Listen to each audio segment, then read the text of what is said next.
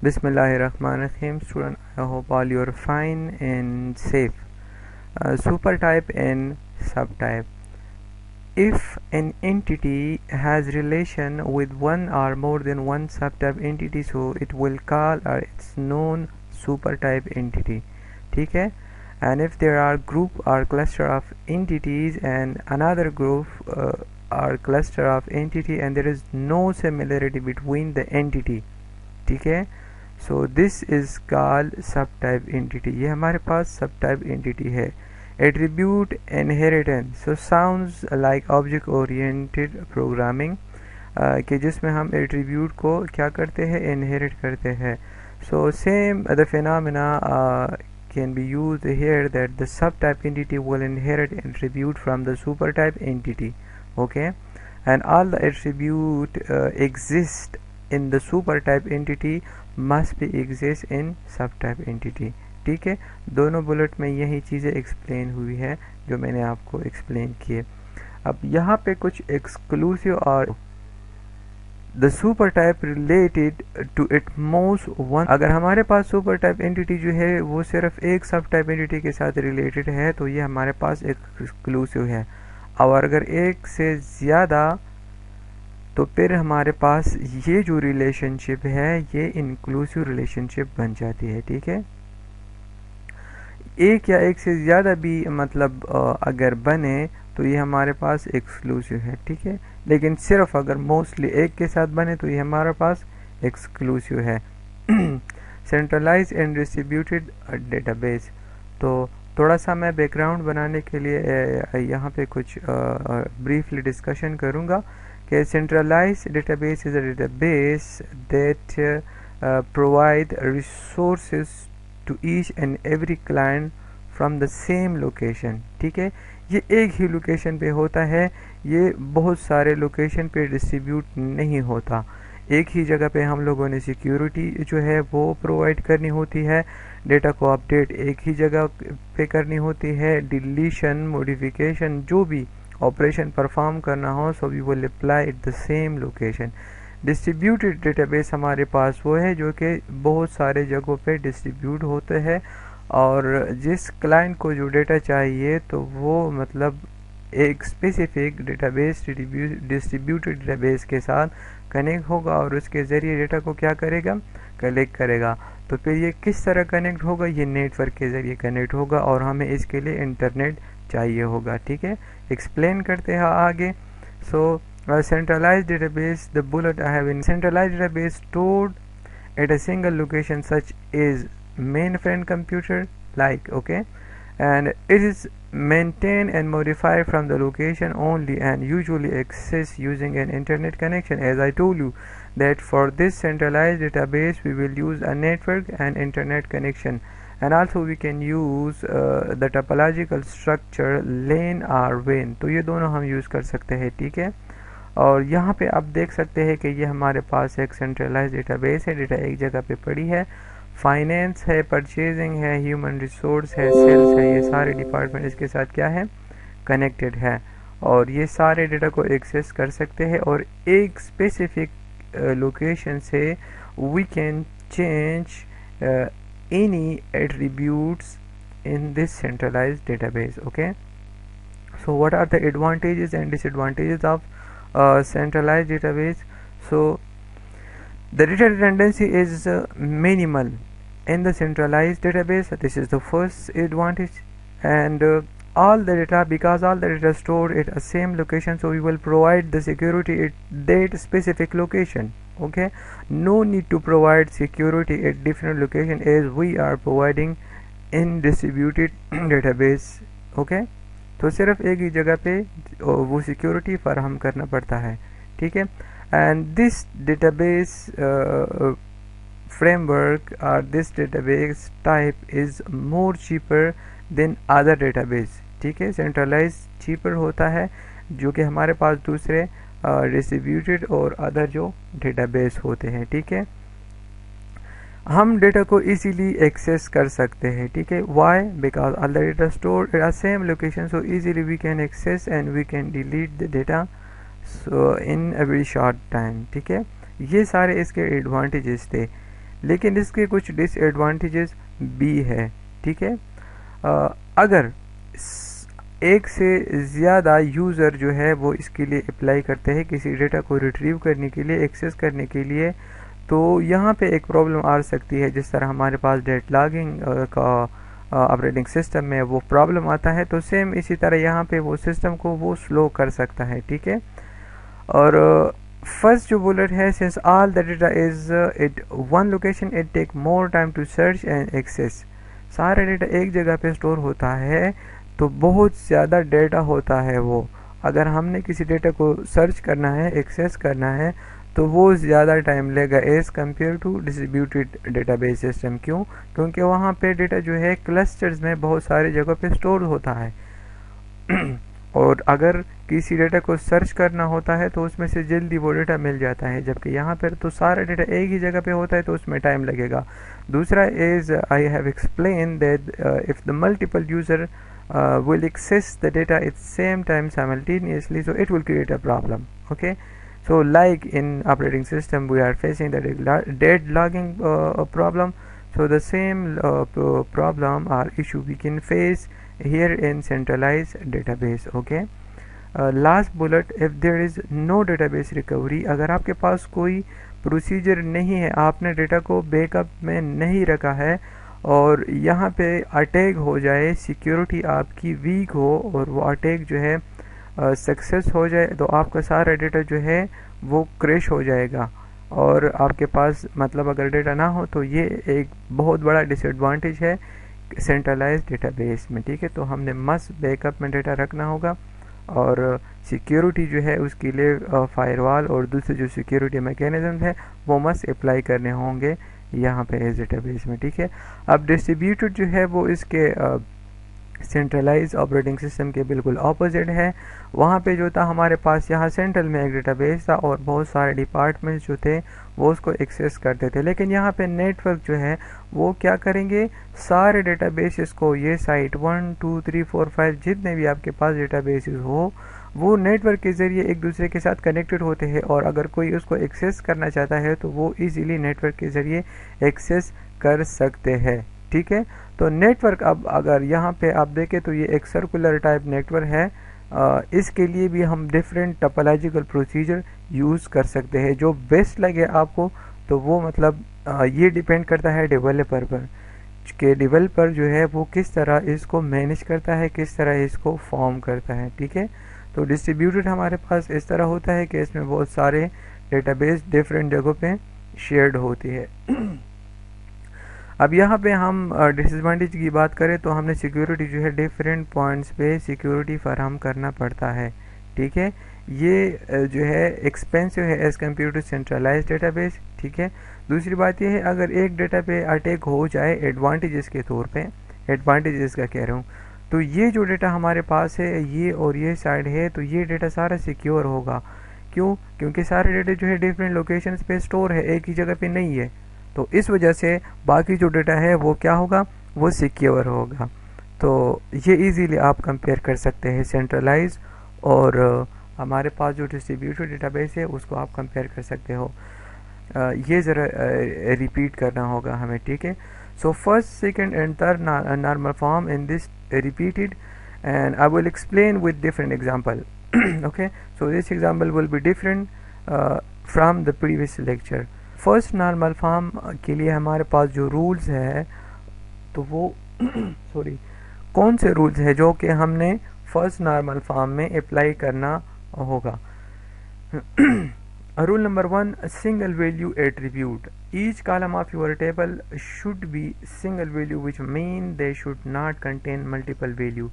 आपके पास जो डेटाबेस में कॉलम होती है तो उसमें एक से ज़्यादा वैल्यूज़ नहीं होंगे, ठीक है। डोमेन वैल्यू जो है, फॉर एग्जांपल अगर आपके पास डेटा न्यूमेरिकल है, स्टूडेंट आईडी है, तो वो मस्ट उसका डोमेन क्या होगा, सारे उसमें न्यूमेरिक में होंगे।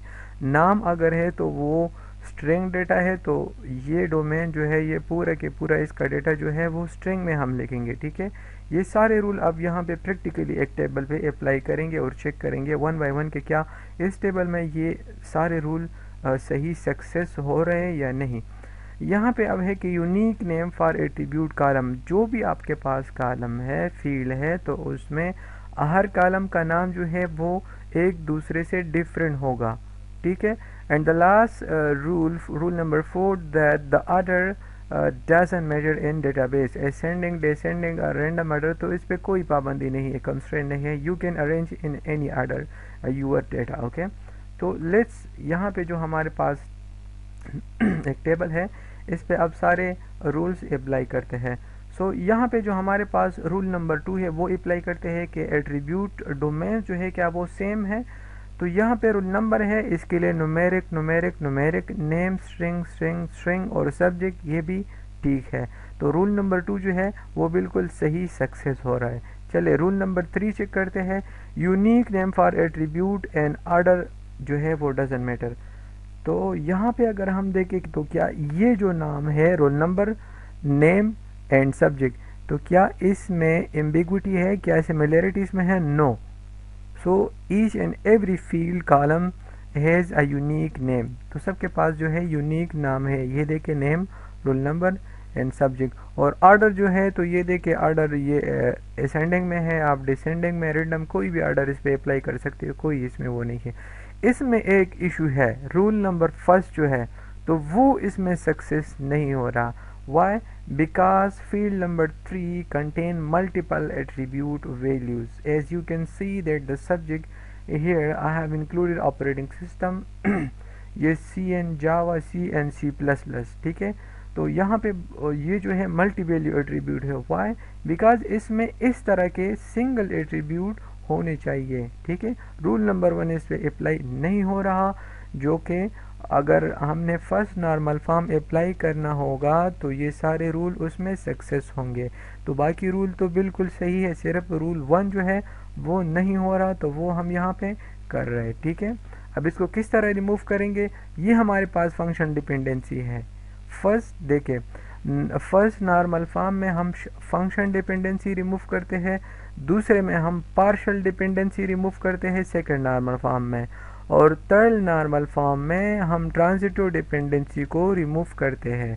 तो ये हमारे पास फंक्शन डिपेंडेंसी है। और हम इसको किस तरह रिमूव करेंगे? 101 का जो रोल नंबर है उसका नेम जो है ये आकन है, और यहाँ पे ऑपरेटिंग सिस्टम इसके लिए अलग लिखेंगे, और CN जो है इसके लिए अलग लिखेंगे। ये जो 103 है इसका पूरा रिकॉर्ड सही है। 102 जो है इसका रिकॉर्ड में यहाँ पे मल्टीपल एट्रीब्यूट है, तो ये हम क्या करेंगे, इसको सेपरेट करेंगे। किस तरह? देखिए यहाँ पे सारे सेपरेट हुई है, तो ये अब हमारे पास फर्स्ट नॉर्मल फॉर्म में है, ठीक है। आपको जो भी असाइनमेंट मतलब मैंने दिया है या नेक्स्ट दूंगा सेकंड नॉर्मल फॉर्म से, तो आप जब टेबल क्रिएट करते हो तो उसमें अगर बार बार स्टूडेंट क्यूरी करते हैं कि ये फर्स्ट नॉर्मल फॉर्म में, सेकंड नॉर्मल फॉर्म में, या नॉर्मलाइजेशन का जो फिनोमेना है वो जहन में रखेंगे तो फिर ये सॉल्व करेंगे। मस्ट आप अप्लाई करोगे अगर आपने डेटाबेस बनानी है। इस तरह का जो वो सही एक प्रॉपर फॉर्म में नहीं है, ठीक है। तो आपने इस तरह का शेप बनाना है जो कि फर्स्ट नॉर्मल फॉर्म में होगा। अब इसके बाद हम जाएंगे सेकंड नॉर्मल फॉर्म में। तो सेकंड नॉर्मल फॉर्म के लिए जो है कौन सी रूल्स है? तो फर्स्ट रूल इसके लिए है कि ये फर्स्ट नॉर्मल फॉर्म में होगा, और दूसरा ये कि इसमें पार्शियल डिपेंडेंसी नहीं होगा। यहाँ पे मैं आपको बताता हूँ कि ये पार्शियल डिपेंडेंसी है क्या। सपोज आपके पास 2 प्राइमरी की जो है वो आपने कंबाइन की है, मेरा मतलब है कि आपने कंपोजिट की के ज़रिए एक प्राइमरी की बनाई है कि इसमें एक से ज़्यादा एट्रीब्यूट है, ठीक है। और यहाँ पे आपका एक ऐसा कॉलम है जो कि एक जो कंपोजिट आपके पास की है, मल्टीपल एट्रीब्यूट आपने कंबाइन की है, एक पे डिपेंड करता है और एक पे डिपेंड नहीं करता, ठीक है।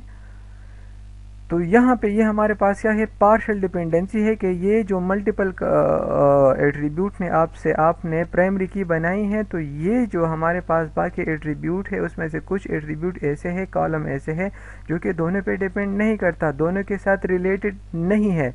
ये पार्शियल डिपेंडेंसी है। फुल एक्सप्लेनेशन के साथ टेबल के साथ देखते हैं, एग्जाम्पल भी पढ़ते हैं, आपको सही क्लियरली समझ आ जाएगा। तो हमारे पास व्हाट इज़ डिपेंडेंसी? अब डिपेंडेंसी क्या है? प्राइमरी की हमारे पास जिस टेबल में होता है तो हम उस टेबल उस की के ज़रिए किसी भी डेटा को retrieve, access, delete, alter, update, delete कर सकते हैं, ठीक है, प्राइमरी की के ज़रिए। तो प्राइमरी की फॉर एग्जांपल 100 स्टूडेंट है और स्टूडेंट आईडी जो है उसके ज़रिए वो मैंने प्राइमरी की बनाई है, तो इसके ज़रिए मैं भी किसी की स्टूडेंट के डेटा को मैं डिस्प्ले कर सकता हूँ, उसको डिलीट कर सकता हूँ और उसको रिट्रीव कोई भी ऑपरेशन उस पर कर सकता हूँ, ठीक है। तो सारे जो एट्रीब्यूट आपके हैं वो किस पे डिपेंडेंट है कि मतलब उसमें हम चेंजेस करें या उसको डिस्प्ले करें या कोई भी उस पर ऑपरेशन करें तो प्राइमरी की पे डिपेंडेंट है ना, ये डिपेंडेंसी है, ठीक है। डिपेंडेंसी क्या है कि आपके सारे जो एट्रीब्यूट है वो आपके प्राइमरी की पे डिपेंडेंट है। सिंपल वर्ड में ये आपकी डिपेंडेंसी है डेटाबेस के टेबल में, ठीक है। अब व्हाट इज पार्शियल डिपेंडेंसी, यहाँ पे क्वेश्चन हो रहा है कि अब हमारे पास पार्शियल डिपेंडेंसी कौन सी डिपेंडेंसी है, ठीक है। तो वो मैं अब यहाँ पे बिल्कुल डीपली डिटेल के साथ मैं एक्सप्लेन करूँगा। जैसे मैंने आपको बताया कि अगर आपके पास प्राइमरी की कंपोजिट एट्रीब्यूट से बहुत सारे एट्रीब्यूट से आपने बनाया हो और उसमें कुछ ऐसे एट्रीब्यूट हो बाकी टेबल में कॉलम हो जो कि उस कंपोजिट एट्रीब्यूट में से कुछ एट्रीब्यूट के साथ रिलेशन उसका ना हो, वो उस पर डिपेंडेंट ना हो, ठीक है। किस तरह डिपेंडेंट ना हो नेक्स्ट टेबल में बिल्कुल क्लियरली मैं आपको बता दूंगा, ठीक है। तो ये हमारे पास पार्शियल डिपेंडेंसी है कि एक एट्रीब्यूट पे वो डिपेंडेंट है, दूसरे पे वो डिपेंडेंट नहीं है, ठीक है। यहाँ पे अगर आप देखेंगे तो स्कोर टेबल है, स्कोर टेबल में कौन कौन से एट्रीब्यूट है, स्कोर आईडी है, स्टूडेंट आईडी है, सब्जेक्ट आईडी है, मार्क्स है और हमारे पास टीचर है, ठीक है, क्लियर है। चलो यहाँ पे ये बुलेट्स पढ़ते हैं। In the score table, we are saving the student ID to know which student marks are these and subject ID to know for which subject the marks are for। चले यहाँ पे मैं आपसे एक क्वेश्चन करता हूँ कि अगर मैं आपको कहूँ कि ये जो स्टूडेंट आईडी है 10 तो उसके कितने मार्क्स है, तो आप मुझसे मस्त ये क्वेश्चन करेंगे कि सब्जेक्ट आईडी तो हमें बताओ कि हम उस सब्जेक्ट में आपको मार्क्स बताएं, ठीक है। तो यहाँ पे अब हमने स्टूडेंट आईडी जो है सिर्फ इसके ज़रिए ये मार्क्स हम नहीं बता सकते, तो हम क्या करेंगे, स्टूडेंट आईडी के साथ सब्जेक्ट आईडी भी कंबाइन करेंगे, ठीक है, ताकि हम प्रॉपरली इस मार्क्स को डिस्प्ले करें। So now if I want to display, if I want to retrieve access marks, this marks 75 marks, so I can access in the form of like that I will combine student ID with subject ID, so I will be able to display this 75 marks, okay। Otherwise if I want to access this data through the student ID only, so cannot I display I access this marks, why I must include subject ID, ठीक है। यहाँ पे हम लोग क्या करेंगे कि student के ये जो सब्जेक्ट आईडी है इसके साथ कंबाइन करेंगे तो फिर स्पेसिफिकली ये सब्जेक्ट कंबाइन हो जाएगा। चलिए ठीक है, यहाँ पे सारा जो है ये प्रोसीजर बयान हुआ है कि अगर हम एक के ज़रिए किसी मार्क्स को किसी दूसरे एट्रीब्यूट को डिस्प्ले नहीं कर सकते तो हमने क्या किया, कंपोजिट एट्रीब्यूट के ज़रिए प्राइमरी की बनाई है। अब ये हमारे पास प्राइमरी की है, ठीक है। But where is the partial dependency, लेकिन इस टेबल में पार्शियल डिपेंडेंसी कहाँ पे है, एक्सप्लेन करते हैं, ठीक है, वो भी एक्सप्लेन करते हैं। डिपेंडेंसी हम लोगों ने एक्सप्लेन की, पार्शियल डिपेंडेंसी का मैंने आपको बैकग्राउंड एक्सप्लेन किया। यहाँ पे हम लोगों ने कंपोजिट की के ज़रिए क्या बनाया, प्राइमरी की बनाया, ठीक है। अब यहाँ पे पढ़ते हैं बुलेट को one by one. Now if you look at the score table we have a column mean name teacher which is only dependent on the subject for Java. यहाँ पर अगर आप देखेंगे तो यहाँ पे टीचर जो है हमारे पास एक कॉलम है, एक एट्रीब्यूट है जिसका ताल्लुक किसके साथ है, सिर्फ सब्जेक्ट के साथ है, ठीक है।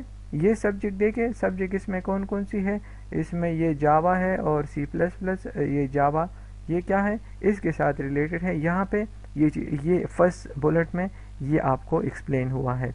Now as we just discussed that the primary key for this table is composite of two। यहाँ पे मैंने आपको बताया है कि हम जो प्राइमरी की है वो स्टूडेंट आईडी और सब्जेक्ट आईडी से कंबाइन हम लोगों ने बनाई है, तो ये हमारे पास कंपोजिट के ज़रिए प्राइमरी की हम लोगों ने बनाई है, ठीक है। चलिए सही है, फिर भी हमको पार्शियल डिपेंडेंसी जो है वो क्लियर नहीं हुआ, ठीक है। चलो यहाँ पर और भी थोड़ा सा पढ़ते हैं। एंड सब्जेक्ट आईडी, तो यहाँ पे स्टूडेंट और सब्जेक्ट आईडी के ज़रिए हम लोग बनाए हैं, लेकिन अगर आप लोग यहाँ पे देखें तो टीचर जो है उसका नाम जो है ओनली डिपेंड ऑन सब्जेक्ट, ठीक है। यहाँ पे आप देखें इस टेबल में आप लोग देखें तो ये टीचर की जो नेम है, ठीक है, और ये सब्जेक्ट जो है ये सिर्फ डिपेंड है सब्जेक्ट आईडी पे, स्टूडेंट आईडी के साथ इसका कोई रिलेशन नहीं है, ठीक है।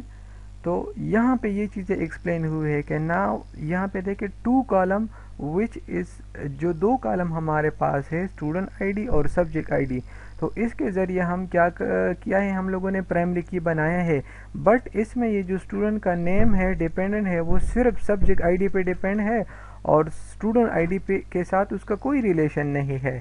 तो ये हमारे पास डिपेंडेंसी है कि हमारे पास जो टीचर का नाम है, ठीक है, यहाँ पे आप देखें तो स्टूडेंट के पास ये जो आईडी है ये वाला सब्जेक्ट है, तो स्टूडेंट के आईडी के साथ इसका कोई रिलेशन नहीं है, तो फिर क्यों आपने प्राइमरी की के ज़रिए इसको भी आप डिस्प्ले कर रहे हो, आपने कंबाइन किया है इन दोनों को, जो कि इसका ताल्लुक इसके साथ बिल्कुल नहीं है। ये हमारे पास पार्शियल डिपेंडेंसी है। लास्ट बुलेट में I have included that this is partial dependency where an attribute in a table depend only a part of the primary key and not on the whole key।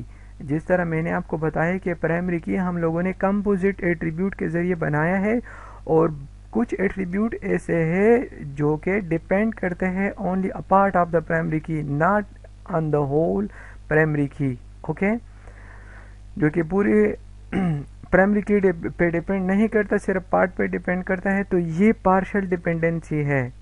Clear है। अब इसको remove किस तरह करेंगे, इसकी remove करने के लिए आसान तरीके है कि आप टीचर जो है वो सब्जेक्ट का नेम जो है वो आप एक अलग टेबल में क्या करें, उसको सेव करें, इससे सेपरेट करें और उसको सब्जेक्ट आईडी के ज़रिए क्या करें, इसके साथ कनेक्ट करें, ठीक है। ये हम लोगों ने कनेक्ट सेपरेट किया हुआ है।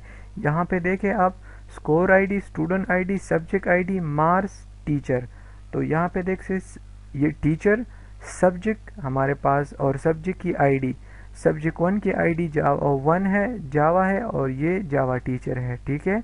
ये सारे उसके क्या आ गया, डिटेल आ गया।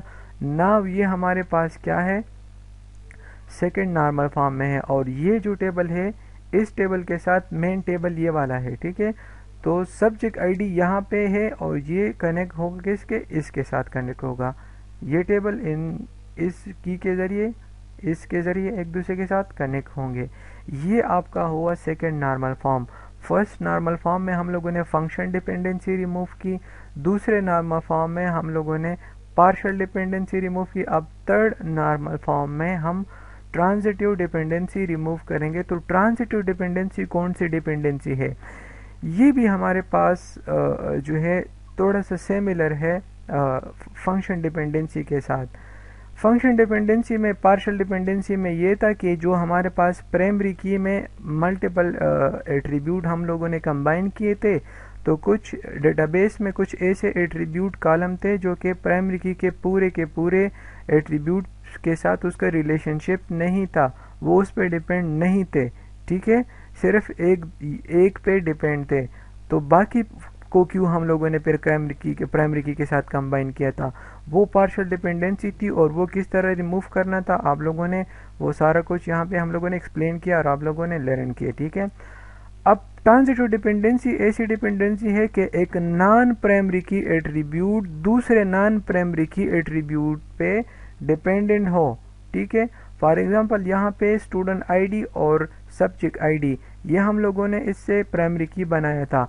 अब जो मार्क्स है, मार्क्स, ठीक है, ये कौन से सब्जेक्ट के हैं और ये थ्योरी के हैं या प्रैक्टिकल के हैं, यहाँ पे एट्रीब्यूट नहीं है थ्योरी प्रैक्टिकल वाला, नेक्स्ट में हम डालेंगे। तो ये प्राइमरी की नहीं है और ये किसी दूसरे एट्रीब्यूट पे डिपेंडेंट है। ये ट्रांजिटिव डिपेंडेंसी है कि जो नॉन प्राइमरी की एट्रीब्यूट है वो किसी दूसरे नॉन प्राइमरी की एट्रीब्यूट पे डिपेंडेंट हो, उसका रिलेशनशिप उसके साथ हो। अगर हम एक में चेंज करेंगे तो दूसरा चेंज होगा, एक एट्रीब्यूट हमारे पास ना होगा तो दूसरा हम नहीं वो उस भी डिसीजन ले सकेंगे। तो ये हमारे पास क्या है, ट्रांजिटिव डिपेंडेंसी है। चलो यहाँ पे एक्सप्लेन करते हैं। दो टेबल है हमारे पास, सब्जेक्ट टेबल और स्कोर टेबल। सब्जेक्ट टेबल में हमारे पास सब्जेक्ट आईडी, सब्जेक्ट नेम और टीचर, अभी जो हम लोगों ने दूसरा फॉर्म सेकेंड नॉर्मल फॉर्म में कन्वर्ट किया। स्कोर टेबल में क्या है, score ID, student ID, subject ID and हमारे पास मार्क्स है। ठीक है, हम इसमें दो और एट्रीब्यूट ऐड करेंगे। कौन कौन से एट्रीब्यूट ऐड करेंगे, एग्जाम नेम, मार्क्स आपके आए हैं तो ये कौन सा एग्जाम है, प्रैक्टिकल का एग्जाम है, इंग्लिश डिपार्टमेंट का एग्जाम है, सिविल डिपार्टमेंट का एग्जाम है, इलेक्ट्रिकल का है। एग्जाम का नाम यहाँ पे होना चाहिए, प्रैक्टिकल है, थ्योरी है, कौन सा डिपार्टमेंट है, टोटल मार्क्स आपके कितने हैं।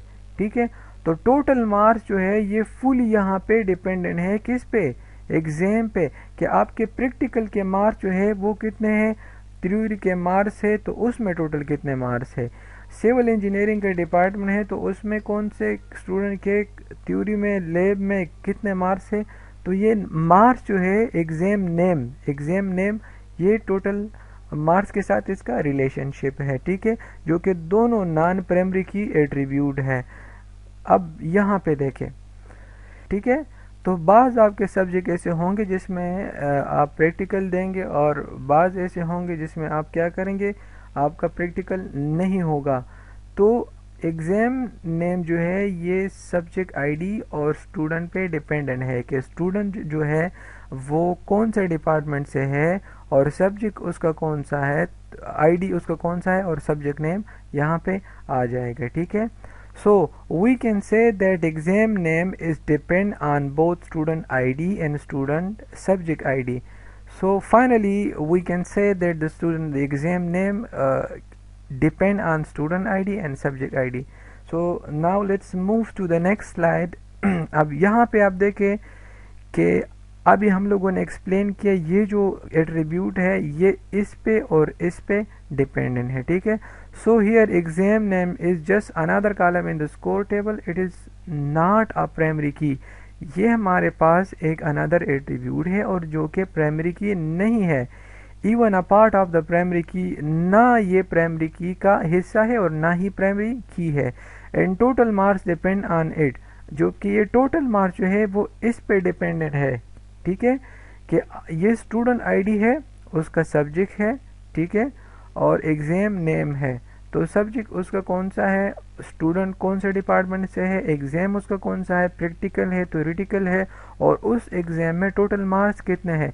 तो ये जो टोटल मार्क्स है ये इस एग्जाम नेम पे डिपेंडेंट है। ठीक है, ये हमारे पास क्या है, ट्रांजिटिव डिपेंडेंसी है। ठीक है, ये वो ट्रांजिटिव डिपेंडेंसी है जो कि थर्ड नॉर्मल फॉर्म में होता है और यहाँ पे मौजूद है। अब इसको हम क्या करेंगे, रिमूव करेंगे। Again I will explain that in the first normal form we need to remove partial full function dependency, and in the second normal form we need to remove the partial dependency, and this is the third normal form in database system in which we need to remove the transitive dependency. Okay, so here I have explained all the phenomena that transitive dependency is the dependency where a non-primary key attribute depend on another non-primary key attribute. So as I have explained that this exam name depend on student ID and subject ID, that student ID and subject ID and exam. Okay, and now the total marks, this is a non-primary key attribute and it is fully dependent on this exam, either the exam is practical or theoretical, and the total marks of that exam. So this is depend on this is known as transitive dependency. ठीक है, अब इसको remove किस तरह करेंगे, so I have explained the procedure through which you can remove this transitive dependency. So let's read this bullet again. The solution is very simple. Take out the column exam name and total marks. तो हम इस पे क्या करेंगे, इसके लिए एक दूसरा टेबल बनाएंगे, मतलब जो हमारे पास दूसरा टेबल था। यहाँ पे अब हम क्या करेंगे कि हम take out the column exam name, यहाँ पे एग्जाम नेम जो है उसको हम रिमूव करेंगे फ्रॉम टोटल मार्क्स, और इसको स्कोर के टेबल में क्या करेंगे, पुट करेंगे। किस तरह, देखिए इस तरह हम इसको पुट करेंगे। ये हम लोगों ने एक नया जो न्यू एग्ज़ाम टेबल है वो बनाया है, और एग्ज़ाम आईडी के ज़रिए हम लोग क्या कर सकते हैं, अब इसको एक्सेस कर सकते हैं। और जो हमारा टोटल मार्क्स थे और एग्ज़ाम नेम था, इससे हम लोगों ने क्या किया, बिल्कुल रिमूव किया जो मेन टेबल था। कि ज़रूरी था कि हम लोग क्या करें, एक न्यू टेबल क्रिएट करें और एक आईडी के ज़रिए क्या करें, इसको मेन टेबल के साथ कनेक्ट करें। तो ये वो ट्रांजिटिव डिपेंडेंसी था जो कि यहाँ इसमें मौजूद था, ठीक है, मेन टेबल था और इसमें हम लोगों ने उसको रिमूव किया। ये आज का लेक्चर था, आप लोग खुद पढ़े, जहाँ पर भी आपको इशू हो रहा हो किसी पॉइंट पे तो आप क्यूरी करें, पूछ सकते हैं, ईमेल के ज़रिए भी आप पूछ सकते हैं। And thank you very much.